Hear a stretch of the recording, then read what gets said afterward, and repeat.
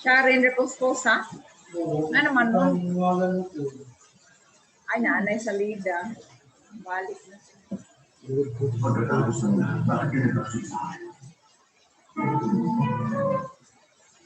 Ganun ka na ako kumaon ng Nagahaman na. Nakadiri? San Pedro ba pero yung hindi mo ni kuan kuya. Saan siya nagtrabaho siya diri? Pero ang ako ibase na kumaon ka malahi mo lagi. Aw. Na Pilar Beas diri do. Ang gani sa Diri 40 per day ra. Ana isla Ryan 40 per day. Ang ganin ko may pumag nagawa ko sa gawas ma'am kay dako pag sweldo.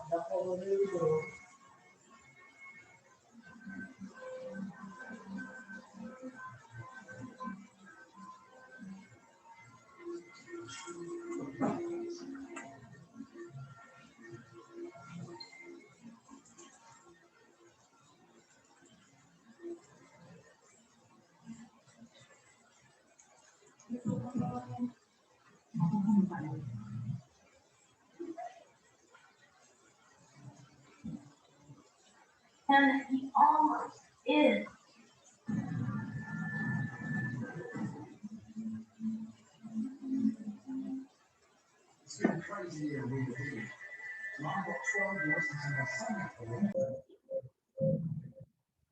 Morning, everyone.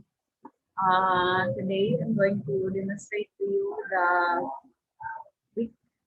week 8 performance operation and storing result of object-oriented programming CS112. So how to demonstrate and perform operations and storing results. Specifically, you are going to analyze and identify the output of a given program events of operation. Then you are going to run and execute sales tax, calculator, and payroll accounting system. For this demonstration, I will show you how to run the sales tax calculation. Just follow the instruction given into this week 8 na module. Okay? First, you're going to create a simple application to calculate the sales tax for a purchase. It will use a constant in order to indicate the sales tax percentage. So you're going to perform the following task. Pinakauna nga task is to create a form. How are you going to create a form? Step 1, create a new project called sales tax calculation. So, kami ang ipangalan nimo. And then you will open the Visual Studio.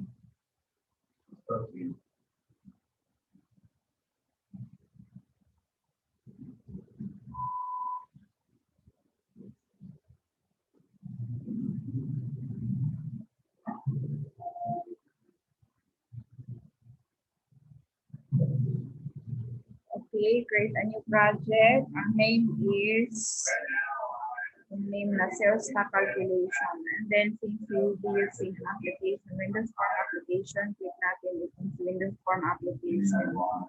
Then okay.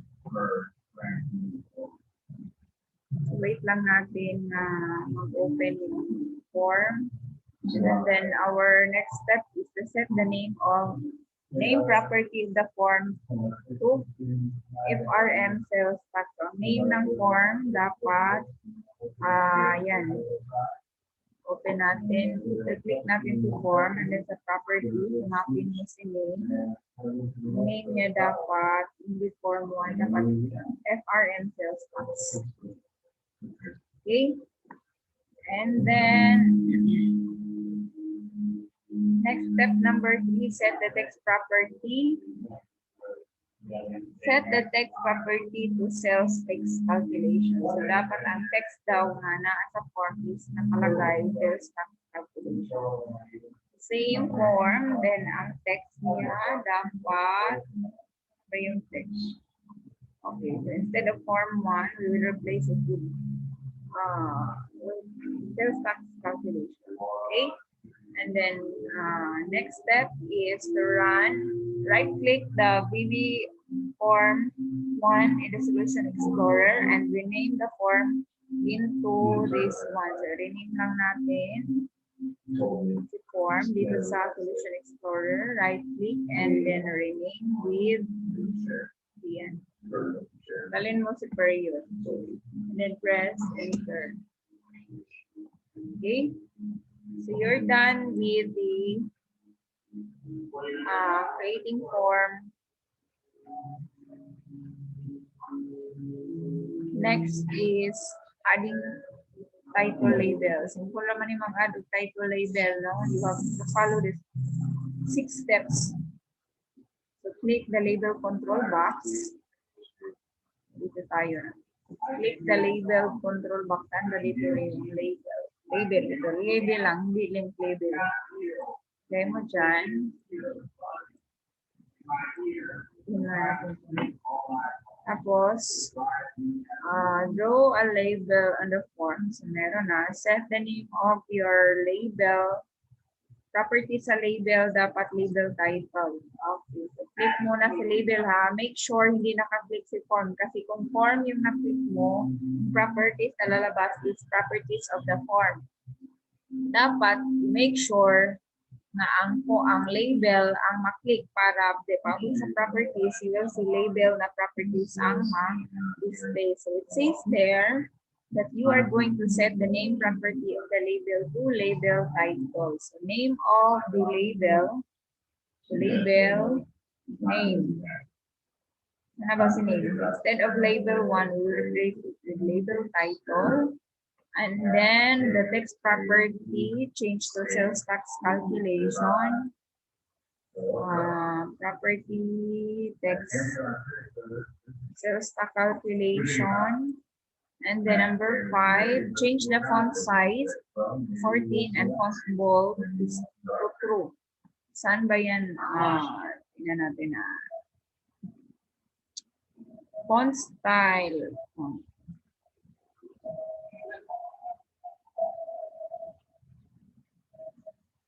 So, click lang natin itong si ellipsis. And then, bold. Then, ano yun? Size is 14. Size is 14. Okay. Bold at saka 14. And then, step number 6, change the text align to middle center. So, dapat naka-middle center yung text align yet. Text align, so instead of top left, replace natin to middle center. Okay? Ayan, middle center na siya. Okay, so dapat ganyan lagay natin dito. And then, for add purchase price label, so lagyan lang natin ng label on the form, change the property with label purchase. Okay? Lagyan natin ng label control. Label. Another label here. Then, ang nakalagay na text is dapat yan. And then, ang text property is purchase price. Scroll mo lang sa baba na. Make sure naka-select label 1. Check natin ang name kung na-change. Ang text is yan. Okay? Dapat na-change na din. And then, step number 4, change the font size into 14 gyapon and then bold. Okay, click muna si label and then ang font is font bold tsaka 14. And then what's next? Adding sales tax label, so the same pero iba yung name ha. Take note of the name. Label, lagay natin dito tsaka properties niya is tapos yung tax name, sales tax. Name niya is the instruction. Then, same font at saka bold pa rin. Font. Bold at saka 14. Okay. So, add final. Sa price naman na label, lagyan natin ulit price. Lagyan natin, same ba? Price, label, final price. Tapos, name niya, change the name. Then change the text into, ano bang dapat ilagay? Final price. Okay. Saka bold font. Bold 14. Okay. So, dapat ganito yung display. And then, another is to add price text box. Purchase price text box. So, lagyan natin ang text box each label. Standard ito text box then. Text box ito. Text box. And then, again, follow the instruction. Place the text box in the control form. Change the name with ito ang name. And then, erase the value of the property in the text box. Pero wala namang value. Try natin. Tingnan natin yung properties niya. Text label. So, dapat daw ang name. Change natin si text box 1 into purchase price. And then, dapat si text niya is empty. So, empty naman. Automatic siya empty. Okay, another. We will going to proceed to text box na sales. Tatlong price text box, no? Just follow the steps. How to put the name and its text property. Okay, so another text box for sales tax. Then change the name with ito. And then another text box for the final price. Mila natin ito sa baba. The uniform. And then, ang name number 3 is final price. Okay, then we are done. After that, is to add a calculation button. So, to add button. Dapat ganito na, no? Follow lagi hapon sa iyahang mga name and text properties. Okay, so insert a button. There is a boss. And then change the name with button calculate. And then properties of the text calculate. Okay. Yan lang. And then, ayun. Oops. Button. Text. Calculate. Ano palagay? Okay. So it's done. Now we are going to add the code to the button. So how to add? Step number 1. Oh, simple lang kay step by step yun ang instruction, guys. Dali kayo masundan ninyo. Double click on the button calculate. Oh, double click. So pag double click ninyo, makita ninyo ang code and function where you are going to write the code for button click. Button calculate na click event. So next step is type the declaration to define the constants called the declaration sales tax as decimal data. Type and set it to equal to 0.06. So dapat ganito siya. Constant declaration as decimals. Yan. So dapat declare natin si dec sales tax rate as decimal. So how to declare? Lagyan lang natin ang cons. Space, yung name as decimal. Decimal. having a value of, ano bang value? 0.06. Okay? Lagyan natin equals to 0.06. Yan.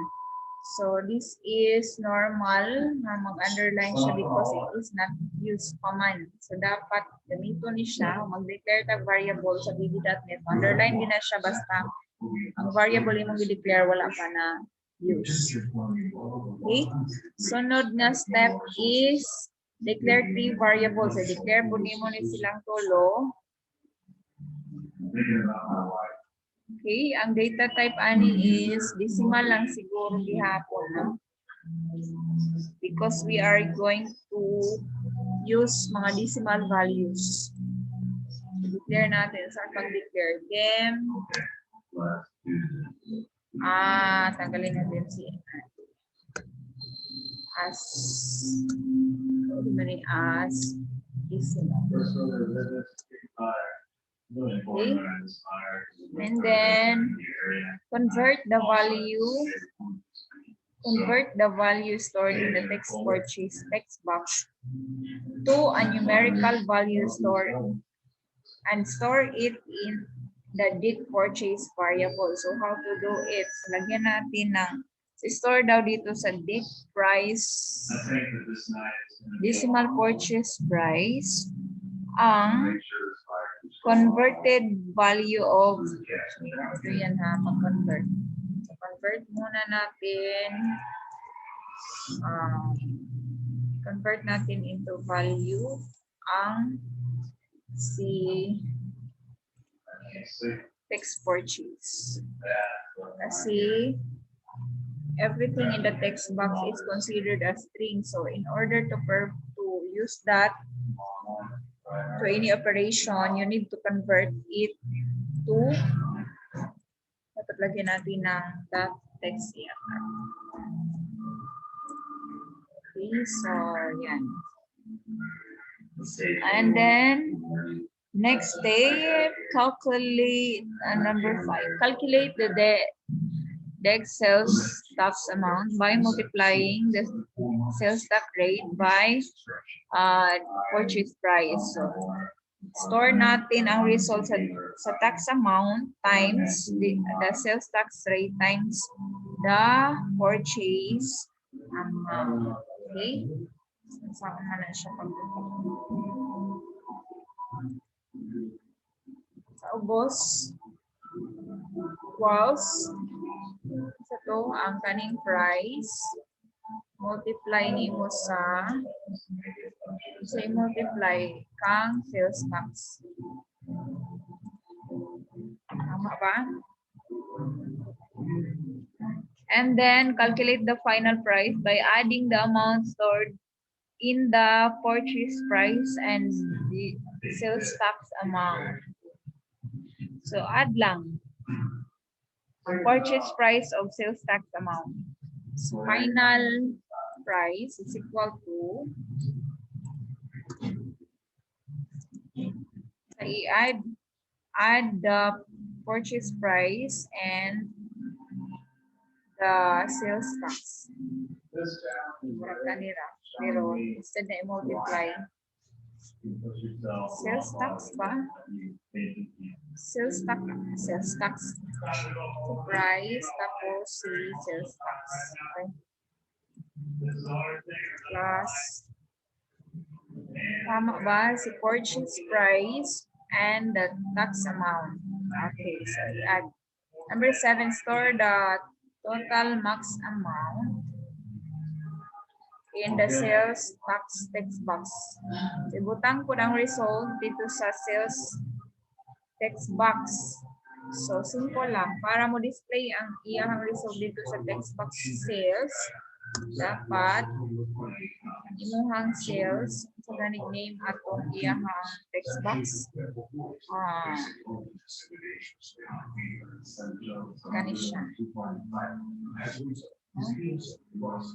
Sabi natin ng that text is equal to sa i-display dito ang sales tax amount. Okay, and then ang final price dito sa text box nga, final price.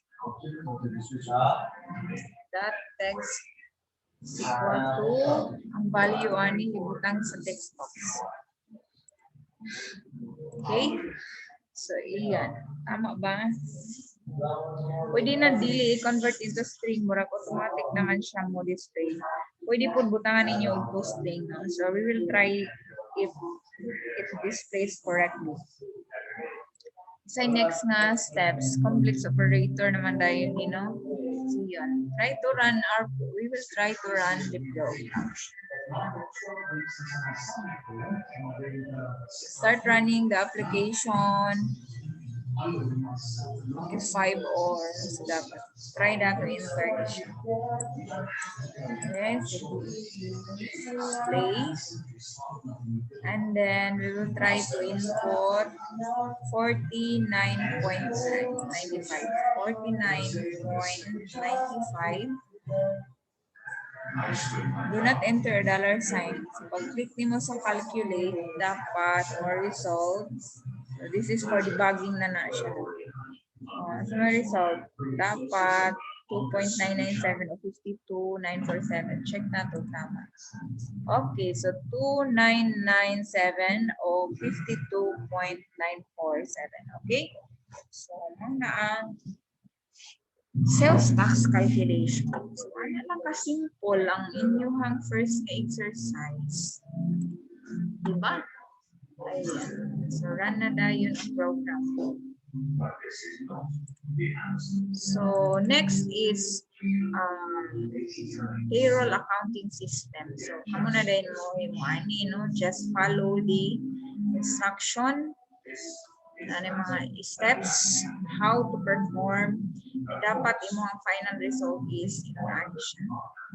So, naa siya mga instruction niya to perform the payroll system, payroll accounting system application.